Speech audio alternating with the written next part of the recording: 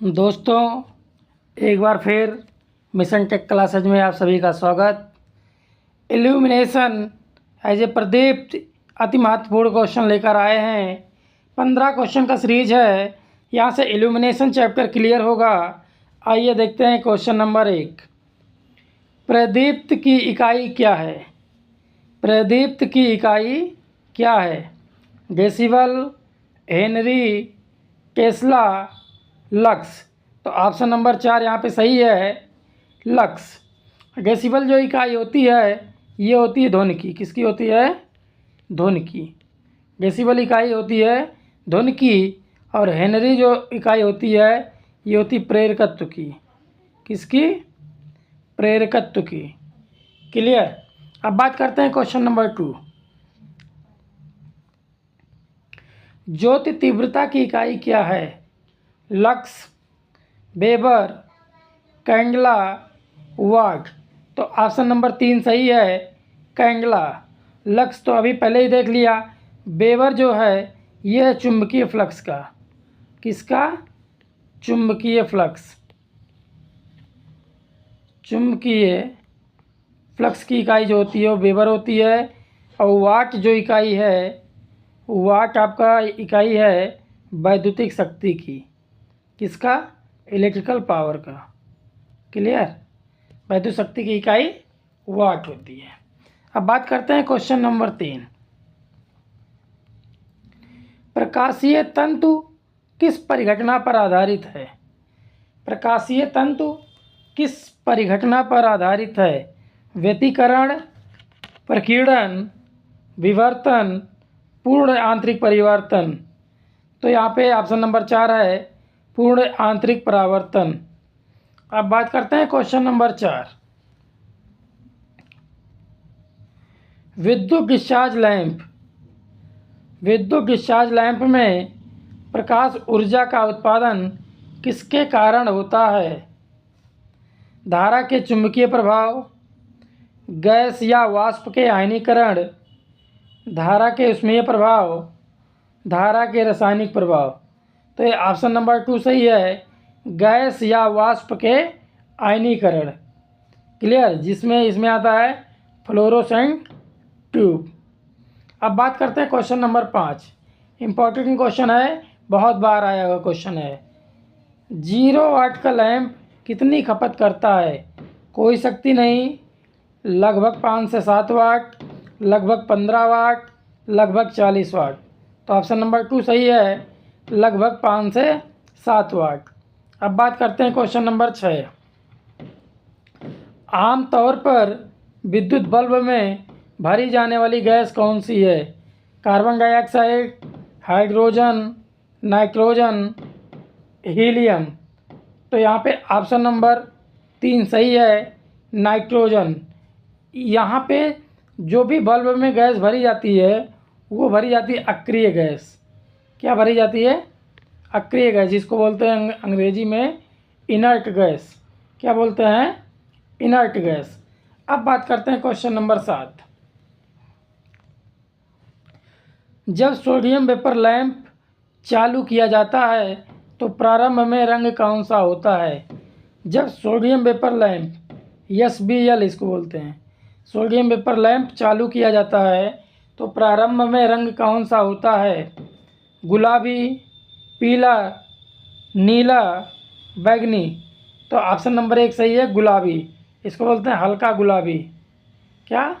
Starting में जो रंग होता है वो हल्का गुलाबी होता है और जलने के बाद जब पूर्ण रूप से प्रकाशित हो जाता है, पूर्ण रूप से जलने के बाद यह पीला रंग का प्रकाश देता है। कैसा प्रकाश देता है? पीला रंग का। और इसको पूर्णतः प्रकाशित होने में 10 से 15 मिनट लगते हैं। 10 से 15 मिनट लगते हैं, यह ध्यान दीजिएगा। और इसका जो प्रकाश होता है एक वर्णीय होता है। इसका जो प्रकाश होता है एक वर्णीय होता है, कोहरे को भेदने में सहायक होता है। जब कोहरा गिरता है तो इसकी रोशनी आपको स्पष्ट दिखाई देती है। और यह एक प्रकार का गैस डिस्चार्ज लैंप है। गैस डिस्चार्ज लैंप प्रकार का है। और जो ये बनाए जाते हैं ये 85 से 140 वाट में बनाए जाते हैं। 85 से 140 वाट में बनाए जाते हैं। और जो इनका कार्यकारी घंटा है वो 3000 है। कितना कार्यकारी घंटा है? 3000 है। क्लियर? तो यहाँ से सोडियम वेपर लैंप का सारा टॉपिक कवर हुआ। अब बात करते हैं question number 8। Mercury vapour lamp में निम्नलिखित में से कौन सा प्रभाव लागू होता है? रासायनिक प्रभाव, चुंबकीय प्रभाव, तापन प्रभाव, गैस आयनीकरण प्रभाव। तो ऑप्शन नंबर 4 सही है। इसको बोलते हैं MBL। क्या बोलते हैं? MBL, यानी कि मरकरी वेपर लैंप। यह जो है हरा नीला रंग का प्रकाश देता है। कैसा? हरा नीला रंग का प्रकाश देता है। इसको पूर्णतः प्रकाशित होने में 4 से 5 मिनट लगते हैं। कितना लगते हैं? 4 से 5 मिनट लगते हैं। यह भी एक गैस डिस्चार्ज लैंप है। गैस डिस्चार्ज लैंप है। क्लियर? अब बात करते हैं question number 9। High pressure mercury vapour lamp HPMBL। High pressure mercury vapour लैंपों का इस्तेमाल किया जाता है सड़कों पर बिजली की व्यवस्था, घरों में बिजली की व्यवस्था, अस्पतालों में प्रकाश व्यवस्था, लेबोरेटरी में बिजली की व्यवस्था। तो ऑप्शन नंबर 1 सही है। सड़कों पर बिजली की व्यवस्था की जाती है और इसी का उपयोग पार्क में भी प्रकाश की व्यवस्था के लिए यूज किया जाता है। पार्क अथवा खुले स्थानों पर। कहाँ पे? पार्क अथवा खुले स्थानों पर HPMB लैंप यूज करते हैं। इसे ऊर्ध्वाधर रूप से कार्य करने वाली बनाई गई है। इसे आप ऊर्ध्वाधर रूप से यूज कर सकते हैं। क्लियर? अब बात करते हैं क्वेश्चन नंबर 10। ट्यूबलाइट सर्किट में चोक का प्राथमिक कार्य है। चोक का प्राथमिक कार्य है यानी कि प्राइमरी वर्क। प्रारंभिक करंट सीमित करना, उच्च वोल्टेज प्रेरित करता है, फिलामेंट को गर्म करता है, शुरू करने के बाद करंट सीमित करता है। तो ये पूछ रहा प्राथमिक कार्य। ध्यान देना, प्राथमिक कार्य है उच्च वोल्टेज प्रेरित करना।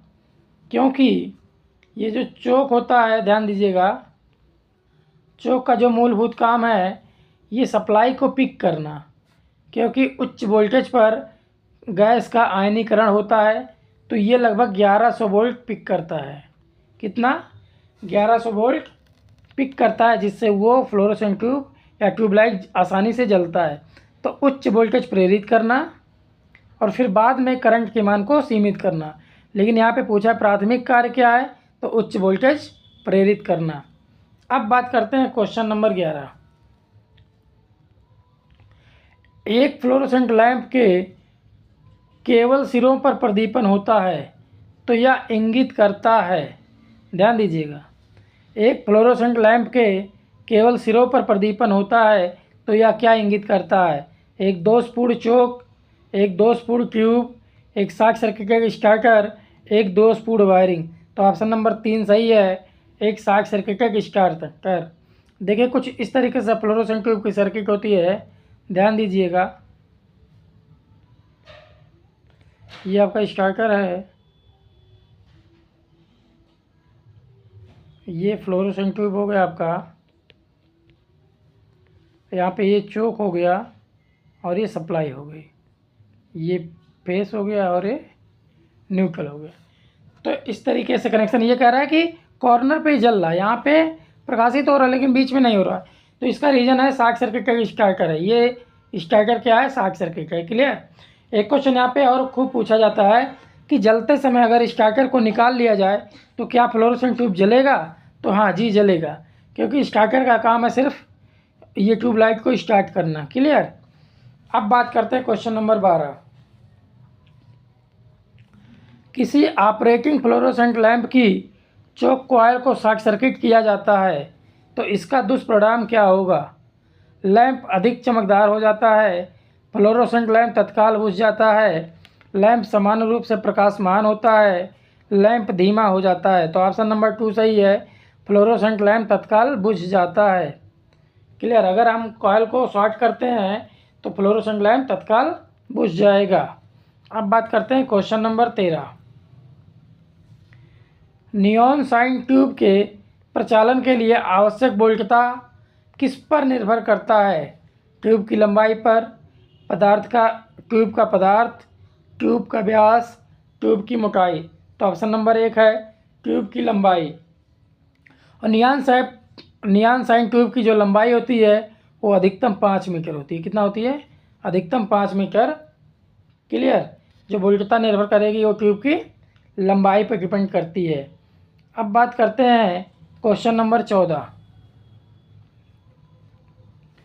निम्न में से किस प्रकार का लैंप डीसी सप्लाई पर काम करता है या कार्य करता है? बहुत इंपॉर्टेंट क्वेश्चन है।